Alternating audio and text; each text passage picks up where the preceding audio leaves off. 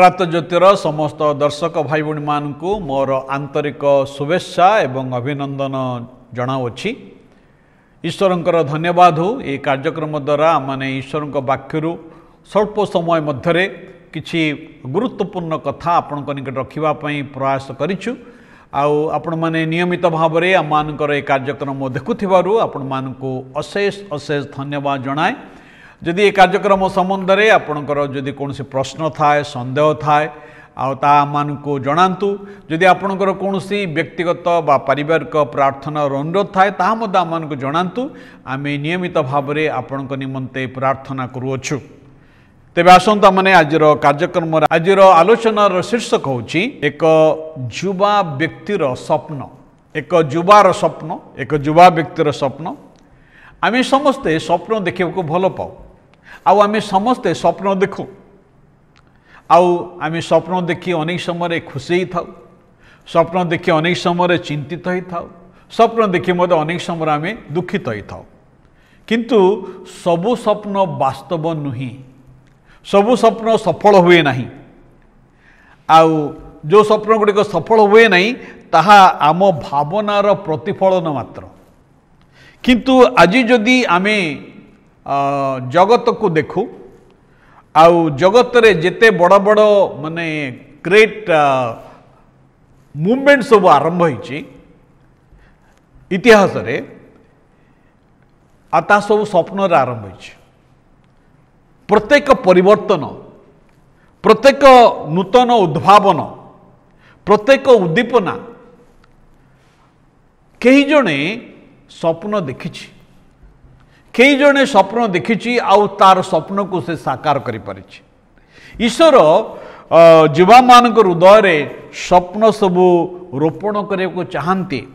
कारण युवा लोकर उद्योग अछि, युवा लोकर शक्ति अछि, युवा लोकर साहस अछि। से जहाँ सब असंभव मने हुए से समस्त को संभव करिवा पई, संभव रे परिणत करिवा पई तार विश्वास अछि। मात्र प्रत्येक स्वप्न ईश्वर ठार नुहे।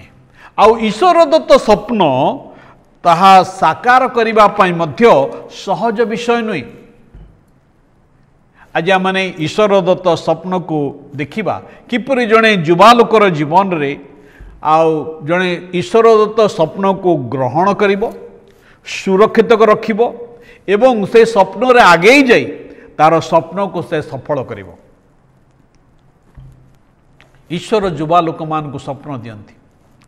आदि पुस्तक तार 37 अध्याय 5 पद जदि आपण पढ़िबे लेखा अछि, जोसेफ स्वप्न देखि अपना भाई मान को कहिला। प्रभु परमेश्वर जेतेबेले जोसेफ को स्वप्न देले सेतेबेले तार बयस 17 वर्ष होइथिला। से एक सिद्ध परिवार आसे नथिले, परफेक्ट फैमिली नथिला। तांको भाई माने तांको घृणा करुथिले। मात्र ताहा तांको ईश्वरंकर दर्शन, ईश्वरंकर स्वप्न को पाइबा पई प्रतिरोध कला नहीं। ईश्वर आपणकर बयस देखते नहीं। ईश्वर आपणकर आपण जे केते बड़ केते छोट ताहा से देखते नहीं।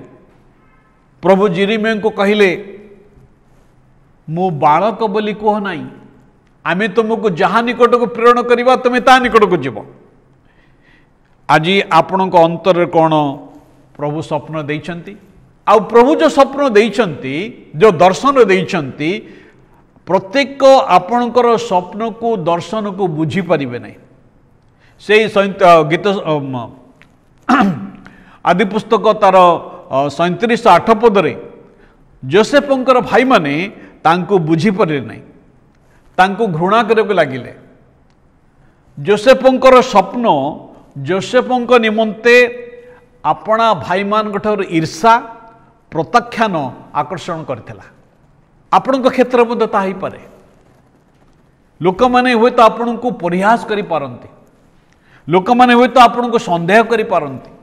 लोक माने हुए तो आपण को चुप करिबा पई चेष्टा करि पारंती। आपणकर दर्शन को, आपणकर स्वप्न को प्रतिहत करिबा पई से माने उद्यम करि पारंती। तेणु आपण कहा सहित आपणकर स्वप्न आपणकर दर्शन को प्रकाश करुचंती से विषय सावधान रुहतु। ईश्वर दत्त स्वप्न ईश्वर दत्त दर्शन ता सफल हुए एवं यही स्वप्न ए दर्शन रे परीक्षा भरपूर रही टेस्ट भरपूर रही। जोसेफंकर स्वप्न तत्क्षणात सफल ही नथिला। प्रभु तांको जो स्वप्न देइथिले गोटे बड़ नेता हेबे तांको परिवार को रक्षा करिवे तांको से देशर जने बड़ व्यक्ति हेबे ए कथा तत्क्षण सफल ही नथिला। तांको तांको भाई माने ईर्षा करी तांको भाई माने तांको ईर्षा करी गातरे पकई देले। तांको भाई माने तांको ईर्षा करी दास भाव रे आ समान तांको बिक्री कर देले। जोसेफ विदेश रे एवं विदेश रे जेतले से अछंती दासकर्म करूचंती आ तांको मिथ्या रे तांको दोषारोप करा गला आ एवं तांको जेल पठेई दिया गला ना। एपरी समय रे जोसेफंका मन रे गोटे भावना आसीथिबो जे प्रभु तुमे तो मते स्वप्न देइथिलो मोर स्वप्न कौन हला केबे से स्वप्न सफल हबो।